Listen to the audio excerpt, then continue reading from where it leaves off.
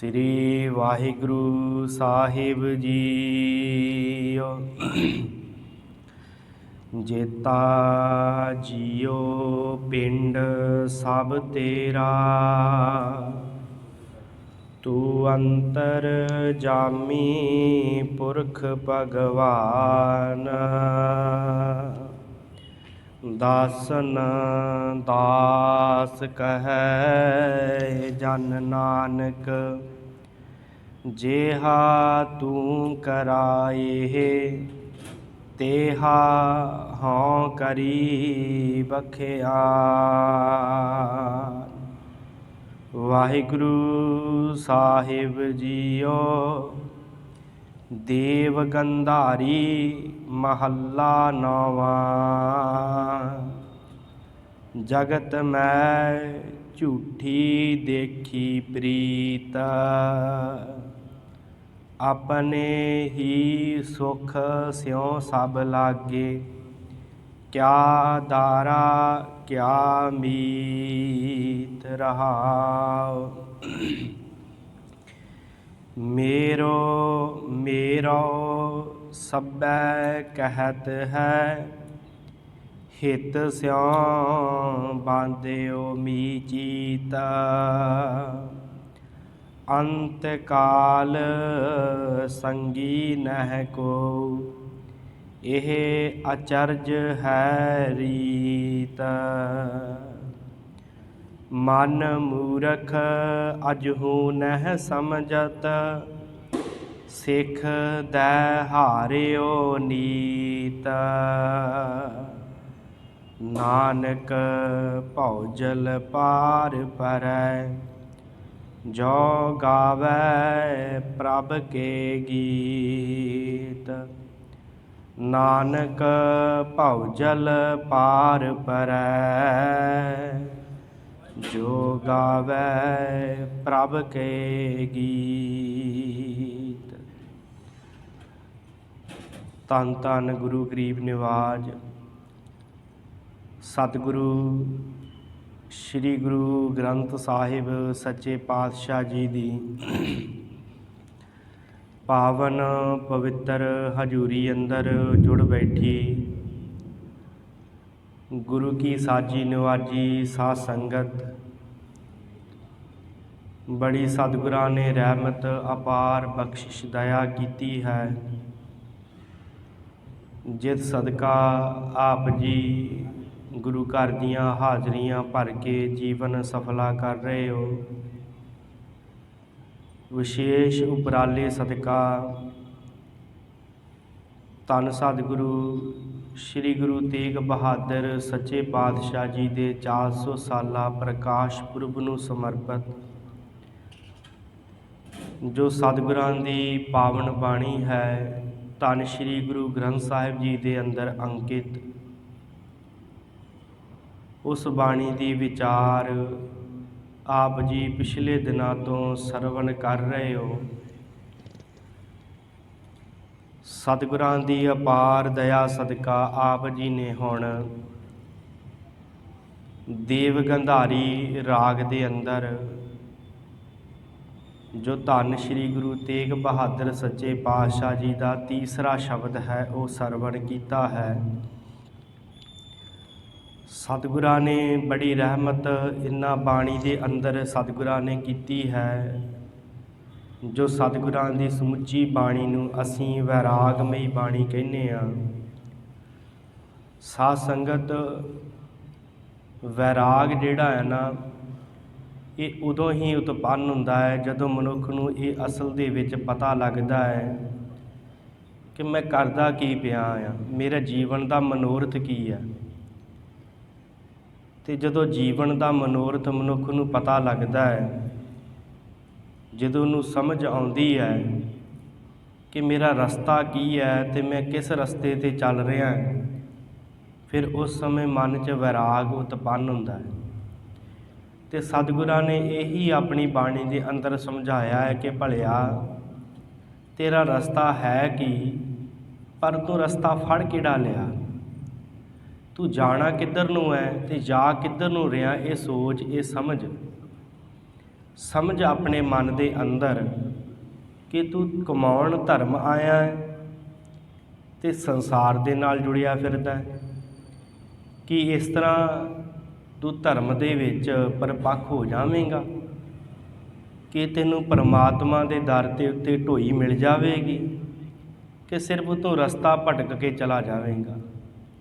ਇਹ ਆਪਣੇ ਮਨ 'ਚ ਵਿਚਾਰ ਕਰ, ਧਿਆਨ ਨਾਲ ਸੋਚ ਕਿ ਕੀ ਮੈਂ ਸਹੀ ਰਸਤੇ 'ਤੇ ਜਾ ਰਿਹਾ।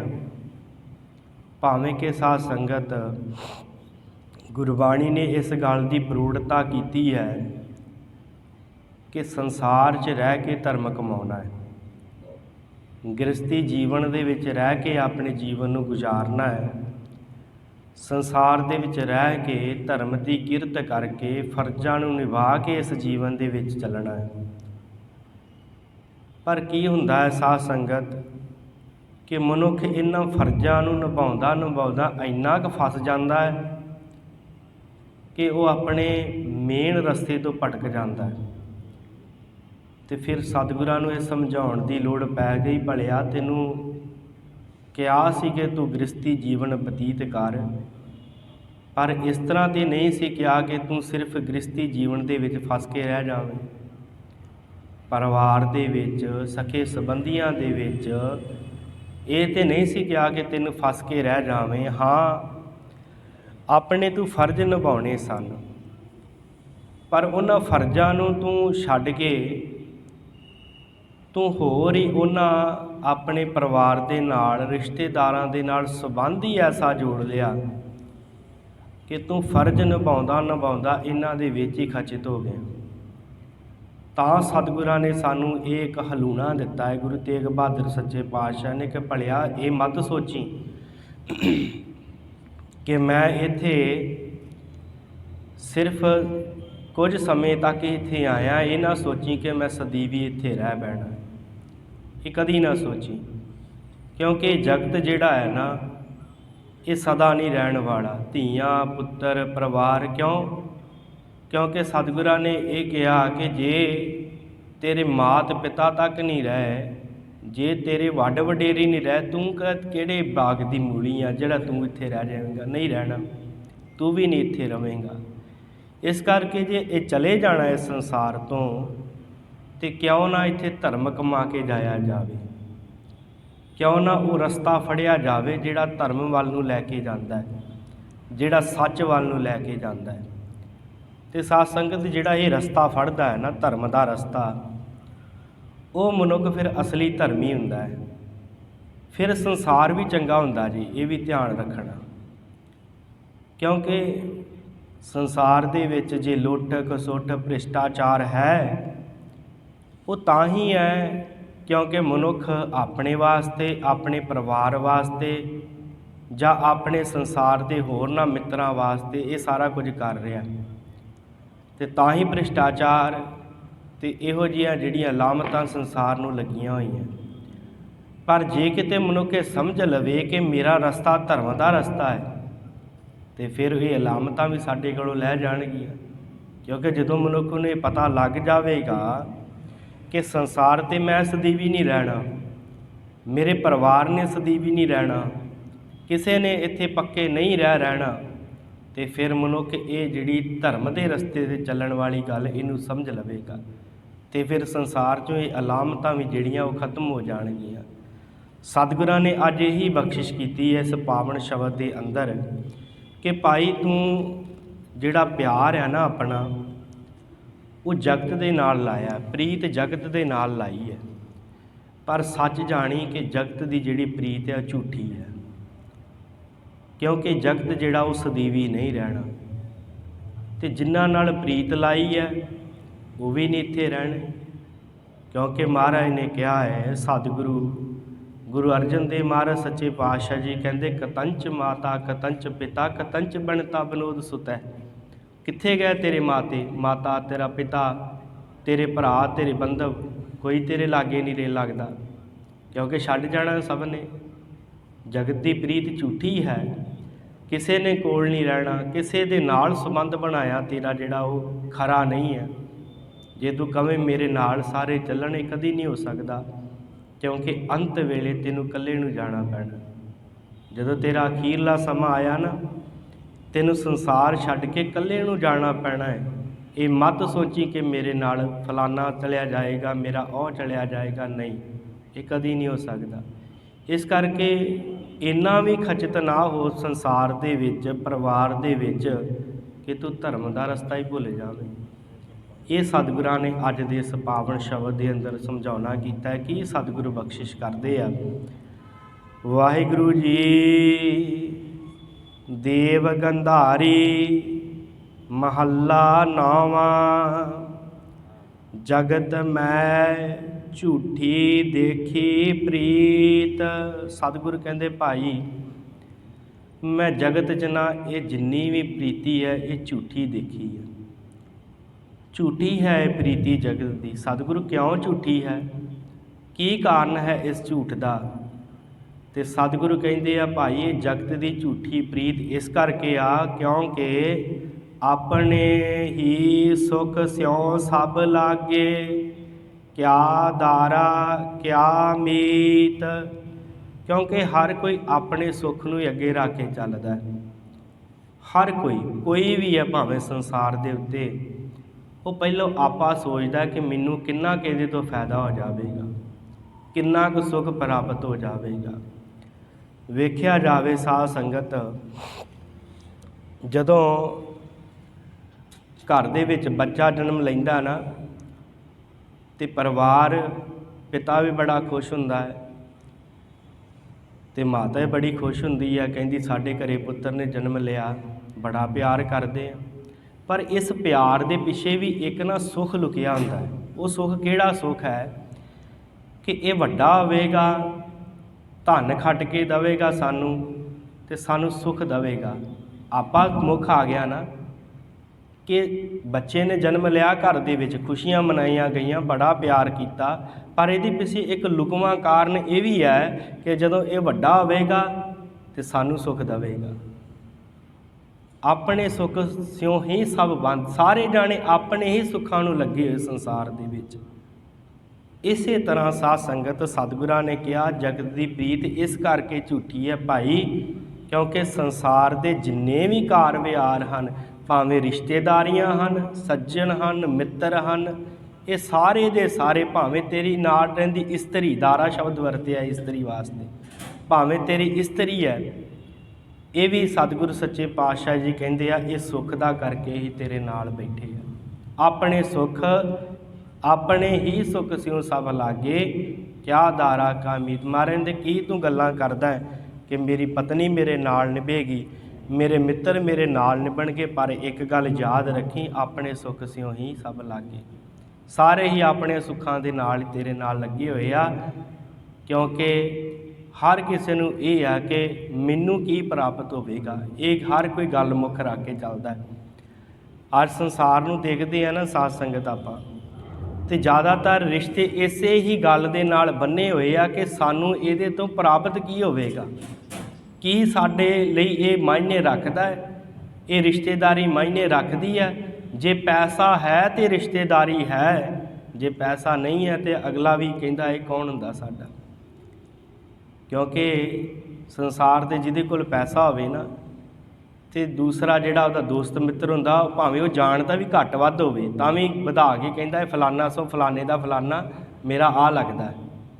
पर जिहदे कोल पैसा ही ना होवे, धेला ना होवे, उहनूं कौन पुछदा है? नहीं पुछदा। अपने सुख स्यों ही सब लागे। सारे अपने सुखां दा करके ही भज्जे फिरदे आ संसार दे उत्ते। मतां सोचो कि सानूं प्यार करदे आ, मतां सोचो कि ये साडे नाल ये सारा विहार जिहड़ा इस तरह चल रहा है, पर सतगुरु कहंदे ना भाई ये अपने सुख दे नाल ही सारे जुड़े हुए आ। कदी ना सोची कि तेरे नाल इन्ना मोह करदे आ, तेरी हर गल दे उत्ते तेरा नाल संबंध जोड़ते आ, तेरा बड़ा मान सत्कार करते आ, पर ये है सारे अपने सुख करके। लुकवा सुख ही भावें होवे इहदे पिछे, पर सुख जरूर हुंदा है। हर कोई जुड़िया होया इसे तरीके दे नाल संसार दे विच, एक दूसरे दे नाल इसे सुख दे नाल ही बन्निया होया कि मैनूं की प्राप्त होएगा। हर कोई मनुख भावें वो मूँह कवे भावें ना, पर उहदे अंदर ये गल हुंदी है कि इहदे कोल मैनूं प्राप्त की होवेगा, ये सोच के चलदा हर कोई। ਆਪਣੇ ਹੀ ਸੁਖ ਸਿਉ ਸਭ ਲਾਗੇ, ਕਿਆ ਧਾਰਾ ਕਿਆ ਮੀਤ। ਮਹਾਰਾਜ ਕਹਿੰਦੇ ਕੀ ਤੂੰ ਗੱਲਾਂ ਕਰਦਾ ਮੇਰੀ ਪਤਨੀ, ਇਹ ਵੀ ਤੇ ਆਪਣੇ ਸੁੱਖ ਦਾ ਕਰਕੇ ਤੇਰੇ ਨਾਲ ਬੈਠੀ ਆ, ਤੇ ਜੇ ਤੂੰ ਕਹਿਣਾ ਮੇਰਾ ਜਿਹੜਾ ਹੈ ਮਿੱਤਰ ਮੇਰਾ ਸਾਥ ਦੇਵੇਗਾ, ਇਹ ਵੀ ਤੇਰੇ ਨਾਲ ਹੀ ਸੁੱਖ ਦਾ ਕਰਕੇ ਜੁੜੇ ਹੋਏ ਆ, ਹੋਰ ਕੋਈ ਢੰਗ ਨਹੀਂ ਹੈ, ਕਿਉਂਕਿ ਜਗਤ ਦੀ ਪ੍ਰੀਤ ਝੂਠੀ ਹੈ। ਸਤਿਗੁਰੂ ਬਖਸ਼ਿਸ਼ ਕਰਦੇ ਹਨ। ਰਹਾਓ, ਇਹ ਵਿਸ਼ਰਾਮ ਦਿੱਤਾ ਹੈ ਸਤਿਗੁਰਾਂ ਨੇ। ਮੇਰੋ ਮੇਰੋ ਸਭੈ ਕਹਿਤ ਹੈ, ਹਿਤ ਸਿਉ ਬਾਂਧਿਓ ਚੀਤ। ਸਤਿਗੁਰੂ ਕਹਿੰਦੇ ਸਾਰੇ ਨਾ ਮੇਰੋ ਮੇਰੋ ਸਭੈ ਕਹਿਤ ਹੈ, ਸਾਰੇ ਕਹਿੰਦੇ ਆ ਕਿ ਮੇਰਾ ਹੈ, ਫਲਾਨਾ ਸੋ ਮੇਰਾ ਰਿਸ਼ਤੇਦਾਰ ਹੈ, ਉਹ ਮੇਰਾ ਭਰਾ ਹੈ, ਇਹ ਮੇਰੀ ਪਤਨੀ ਹੈ।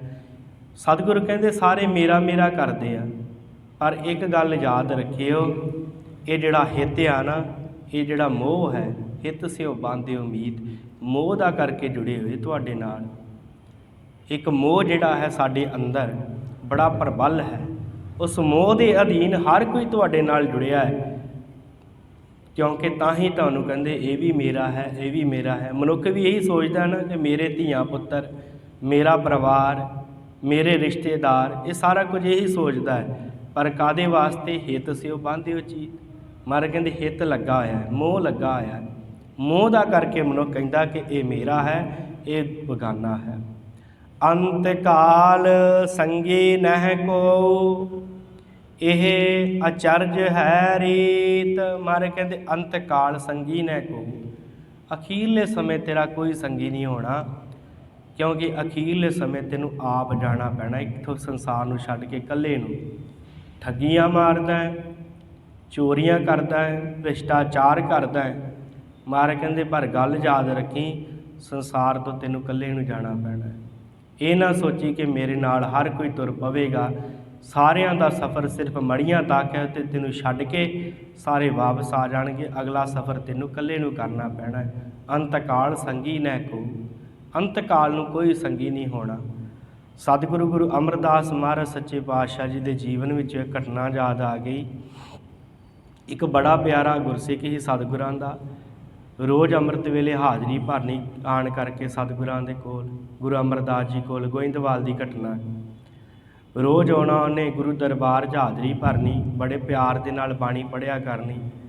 ਸਮਾਂ ਬੀਤਿਆ, ਸ਼ਾਦੀ ਹੋ ਗਈ, ਵਿਆਹ ਹੋ ਗਿਆ, ਅਤੇ ਉਹਨੇ ਗੁਰਦੁਆਰਾ ਸਾਹਿਬ ਆਉਣਾ ਛੱਡ ਦਿੱਤਾ। ਪਤਨੀ ਨਾਲ ਪਿਆਰ ਇੰਨਾ ਪੈ ਗਿਆ ਕਿ ਘਰ ਛੱਡ ਕੇ ਨਾ ਆਇਆ ਜਾਵੇ। ਸਤਿਗੁਰਾਂ ਨੇ ਸਿੱਖਾਂ ਨੂੰ ਪੁੱਛਿਆ, ਬਈ ਫਲਾਣਾ ਸਿੰਘ ਰੋਜ਼ ਆਉਂਦਾ ਸੀ, ਫਲਾਣਾ ਬੰਦਾ, ਉਹ ਗੁਰਸਿੱਖ ਆਉਂਦਾ ਨਹੀਂ, ਹੁਣ ਕੀ ਗੱਲ ਹੋ ਗਈ? ਅਤੇ ਸਿੱਖਾਂ ਨੇ ਕਿਹਾ, ਸਤਿਗੁਰੂ ਉਹਦਾ ਤਾਂ ਵਿਆਹ ਹੋ ਗਿਆ ਹੁਣ, ਅਤੇ ਉਹ ਘਰ ਦੇ ਵਿੱਚ ਹੀ ਆਪਣੇ ਕੰਮਾਂ ਕਾਰਾਂ 'ਚ ਰੁੱਝ ਗਿਆ ਹੋਣਾ। ਸਤਿਗੁਰੂ ਕਹਿੰਦੇ ਚਲੋ ਕੋਈ ਨਹੀਂ, ਸਮਾਂ ਆਏਗਾ ਅਤੇ ਸਮਝਾਵਾਂਗੇ ਉਹਨੂੰ। ਸਮਾਂ ਆ ਗਿਆ। ਇੱਕ ਦਿਨ ਸਤਿਗੁਰਾਂ ਦੇ ਕੋਲ ਆਇਆ, ਨਮਸਕਾਰ ਕੀਤੀ, ਆਪਣੀ ਪਤਨੀ ਨੂੰ ਲੈ ਕੇ ਆਇਆ, ਮੱਥਾ ਟੇਕਿਆ। ਮਹਾਰਾਜ ਨੇ ਕਿਹਾ, ਭਾਈ ਸਿੱਖਾ ਤੂੰ ਕਿਉਂ ਨਹੀਂ ਆਉਂਦਾ ਰੋਜ਼? ਅੱਗੇ ਤੇ ਬੜਾ ਤੂੰ ਅੰਮ੍ਰਿਤ ਵੇਲੇ ਆ ਜਾਂਦਾ ਸੀ, ਬਾਣੀ ਪੜ੍ਹਦਾ ਸੀ, ਵਿਚਾਰ ਸੁਣਦਾ ਸੀ, ਕੀਰਤਨ ਸੁਣਦਾ ਸੀ, ਕੀ ਗੱਲ ਹੋ ਗਈ ਤੈਨੂੰ, ਕਿਉਂ ਨਹੀਂ ਆਉਂਦਾ? ਕਹਿੰਦਾ ਮਹਾਰਾਜ ਸੱਚੇ ਪਾਤਸ਼ਾਹ ਹੁਣ ਘਰ ਦੇ ਕੰਮਕਾਰ ਵੀ ਕਰਨੇ ਆ। ਮਹਾਰਾਜ ਕਹਿੰਦੇ ਅਸੀਂ ਤੈਨੂੰ ਕਿੱਥੇ ਕਿਹਾ ਕੰਮਕਾਰ ਛੱਡ ਦੇ? ਕਹਿੰਦਾ ਮਹਾਰਾਜ ਕੰਮਕਾਰ ਵੀ ਕਰਨੇ ਹੁੰਦੇ ਆ, ਪਤਨੀ ਨੂੰ ਵੀ ਸਮਾਂ ਦੇਣਾ ਹੈ, ਪਰਿਵਾਰ ਨੂੰ ਵੀ ਸਮਾਂ ਦੇਣਾ, ਹੁਣ ਮੈਂ ਇੱਥੇ ਬੈਠਾ ਰਵਾਂ? ਮਹਾਰਾਜ ਕਹਿੰਦੇ ਅਸੀਂ ਤੈਨੂੰ ਕਦੋਂ ਕਿਹਾ ਛੱਡ ਦੇ, ਪਰ ਅੰਮ੍ਰਿਤ ਵੇਲੇ ਜਾਗ, ਸਤ ਸੰਗਤ ਕਰ, ਇੱਥੇ ਬੈਠ ਆਣ ਕੇ, ਅਤੇ ਫਿਰ ਆਪਣੇ ਕੰਮਾਂ ਕਾਰਾਂ 'ਚ ਰੁੱਝ ਜਾਵੀਂ। ਕਹਿੰਦਾ ਨਹੀਂ ਮਹਾਰਾਜ, ਮੇਰੀ ਪਤਨੀ ਨਹੀਂ ਮੈਨੂੰ ਆਉਣ ਦਿੰਦੀ। ਮਹਾਰਾਜ ਕਹਿੰਦੇ ਬੜਾ ਝੂਠਾ ਰਿਸ਼ਤਾ ਹੈ, ਛੱਡ ਦੇ, ਪਤਨੀ ਦੇ ਨਾਲ ਇੰਨਾ ਮੋਹ ਨਹੀਂ ਤੇਰਾ ਚੰਗਾ। ਕੋਈ ਗੱਲ ਨਹੀਂ, ਤੂੰ ਜੇ ਵਿਆਹ ਕੇ ਲੈ ਕੇ ਆਇਆ ਫਰਜ਼ ਪੂਰੇ ਕਰ, ਪਰ ਸਤ ਸੰਗਤ ਦੇ ਨਾ ਛੱਡ। ਕਹਿੰਦਾ ਮਹਾਰਾਜ ਤੁਸੀਂ ਕੀ ਜਾਣੋ? ਸਤਿਗੁਰਾਂ ਨੇ ਕਿਹਾ ਅਸੀਂ ਕੀ ਜਾਣੀਏ? ਮਹਾਰਾਜ ਮੁਸਕਰਾਏ, ਗੁਰੂ ਅਮਰਦਾਸ ਸੱਚੇ ਪਾਤਸ਼ਾਹ। ਕਹਿੰਦਾ ਮਹਾਰਾਜ ਤੁਸੀਂ ਕੀ ਜਾਣੋ, ਇਹ ਮੈਨੂੰ ਕਿੰਨਾ ਪਿਆਰ ਕਰਦੀ ਹੈ। ਸਤਿਗੁਰ ਕਹਿੰਦੇ ਜੇ ਅਸੀਂ ਤੈਨੂੰ ਦਿਖਾ ਦਈਏ ਤੈਨੂੰ ਕਿੰਨਾ ਪਿਆਰ ਕਰਦੀ, ਸਾਨੂੰ ਮੰਨੇਗਾ? ਸਾਡੇ ਕੋਲ ਆਇਆ ਕਰੇਗਾ ਸਤ ਸੰਗਤ ਕਰਨ? ਕਹਿੰਦਾ ਮਹਾਰਾਜ ਮੈਂ ਆਇਆ ਕਰੂੰ, ਤੁਸੀਂ ਮੈਨੂੰ ਦੱਸ ਦਿਓ ਕਿੰਨਾ ਕੁ ਪਿਆਰ ਕਰਦੀ। ਮਹਾਰਾਜ ਕਹਿੰਦੇ ਇੰਝ ਕਰੀ, ਘਰ ਜਾਵੀਂ ਅਤੇ ਅੱਜ ਰਾਤ ਨੂੰ ਨਾ ਬਾਣੀ ਪੜ੍ਹ ਕੇ ਅਤੇ ਵਾਹਿਗੁਰੂ ਕਹਿ ਕੇ ਸਵਾਸ ਤਾਂ ਚਾੜ੍ਹ ਲਈ, ਤੇਰੇ ਸਵਾਸ ਜਿਹੜੇ ਦਸਮ ਦੁਆਰ 'ਚ ਚੜ੍ਹ ਜਾਣਗੇ। ਅਤੇ ਸਤ ਸੰਗਤ ਜੋਗੀ ਲੋਕ ਵੀ ਆਪਣੇ ਸਵਾਸ ਜਿਹੜੇ ਦਸਮ ਦੁਆਰ 'ਚ ਚਾੜ੍ਹ ਲੈਂਦੇ। तो इंज लगदा जिवें बंदा जिहड़ा मुर्दा हो गया होवे, शरीर जिहड़ा मुर्दा हो गया होवे। तो इन्हें इंज ही कीता, घर गया, वाहिगुरू कहा तो सवास तां चाढ़ दे, सवास दसम द्वार 'ਚ चढ़ गए। तो जदों दसम द्वार चढ़ गया, शरीर 'चों आत्मा वख होई तो देखता है कि पत्नी जिहड़ी है पहलों तो थोड़ा चिर रोई कि पति मर गया। फिर इन्हें कहा कि चल हुण की रोना, हुण किहड़ा रात पै गई है, हुण किहड़ा किसी ने आउणा, रिश्तेदारियां ने तो कल नूं आउणा है, सारिਆਂ ने सखे संबंधियां ने तो कल नूं आउणा है, तो हुण रोण दा की फायदा, चल सवेरे रोवांगी। फिर मन 'ਚ ਉਹਦੇ आया पत्नी दे कि मैं कल भी सारा दिन रोना है, हुण भी मैं बैठी हाँ, तो क्यों ना मैं चौल बना ला थोड़े जे, तो अंदर वड़ के थोड़े थोड़े चौल खांदी रहूँगी, तो बाहर मैं लोगों को विखाऊँगी कि मैं कुछ खाधा नहीं ये विजोग दे विच। उन्हें की कीता, एक चौलों का पतीला बनाया तो अंदर रख लिया, तो वह उठिया करे जो सवेर वेला होया, नाले रोई जाया करे, वहन पाया करे, सारा परिवार कहे कि कोई छक ला, औखे मैं नहीं छकना, हौली जी अंदर जाया करे, ਜਿਹੜੇ चौल बनाए सन उन्हां विचों भर के बुक खा के फिर आण के बाहर रोण लग जाया करे। इवें समा बीतिया साध संगत। तो फिर उस तो बाद जदों संस्कार करन वास्ते लैके चले, तो नाल दियां ने कहा, जिन्ने भी कहंदे भी चलो गुरु अमरदास जी का सिख सी, सतगुरां दे कोल आउण जाण सी, चलो सतगुरां दे दरबार ते लैके जाने, अखीरले दर्शन सतगुरां दे कर लवेगा। जब सतगुरां दे कोल लैके गए तो सतगुरां ने कहा, भाई जिउंदा कर दिए तुहाडा ये जिहड़ा बंदा मरिया होया है सिख साडा, इन्हें जिउंदा कर दिए। कहंदे महाराज बड़ी मेहरबानी होवेगी, जिउंदा कर दिओ। महाराज ने अपने खब्बे पैर का अंगूठा छुआया उहदे शरीर नूं, जिउंदा हो गया।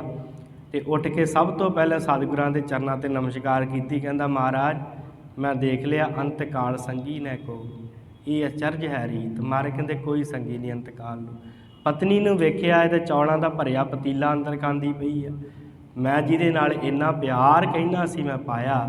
महाराज कहंदे सही गल इहो जे तैनूं असीं समझाउणा सी, ठीक है परिवार दे नाल प्यार है, परिवार पालना है, फर्ज पूरे करने हन, पर एक गल याद रखी, अंत काल संगी ने को, ये अचरज है रीत, एक अचरज रीत बनी हुई है कि किसी ने नाल नहीं जाना।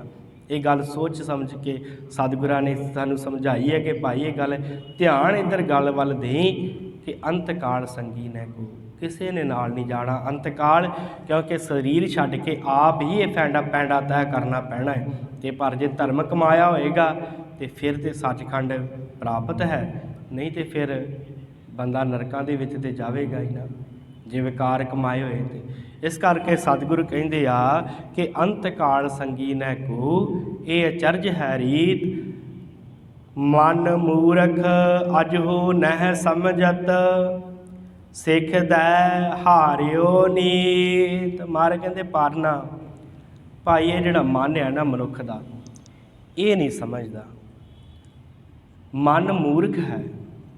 क्यों नहीं समझदा साध संगत? गुरुद्वारे बैठा इत्थे समझ लैंदा कि हाँ संसार झूठा है, उदों भी समझ लैंदा जदों कोई अपना चढ़ाई करता है ना, उदों भी मन च किते ना किते ख्याल आउंदा है साडे कि हाँ असीं भी चले जाना है। पर जदों असीं कथा विचार सुन के जां अपने संगी दा भोग पा के चले जाने फिर भुल जाने, क्योंकि मन नहीं समझदा। मन जिहड़ा है ना ये लगा होया संसार दे नाल जुड़िया होया, निरंकार दे नाल नहीं जुड़िया, संसार नाल ज़्यादा जुड़िया होया। इस करके जदों गुरुद्वारे नूं छड्ड के तो मत्था टेक के चले जाने फिर भुल जाने। मन मूर्ख अजू न समझत, नहीं समझदा मन। मारे कहते वार वार समझा के देख लिया, मन मूर्ख अजू न समझ, सिख दै हारियो नीत। मारे कहते नितां प्रति मैनू सिक्ख्या देना कि मना समझ तू इस गल नूं समझ ला कि तैनूं अंत काल कल्ले नूं जाना पैना।